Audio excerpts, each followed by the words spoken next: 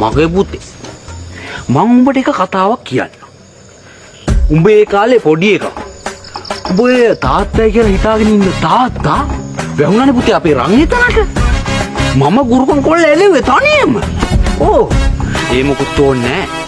මේ මෑතක LPL තරඟාවලියම ජැප්නා kicks දිනුවේ කොහොමදමයි පුතේ?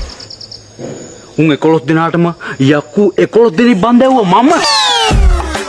අවිස්ක හසරංග තිසර පෙරේරා තුන් දිනාටම දාර විශේෂ යක්කු තුන් දෙනෙක් බන්දැවුවා මම. අවිස්කට අපේ පරණ මැරිච්ච මුත්තම කෙනෙක් බන්දැවුවා මම. කොහමද ගැහිල්ල? යෝකර් එකට ගහනවනේ හුක්පාල්. හසරංග දානවනේ මෙහෙම කොල්ලා දඟේ 150ට.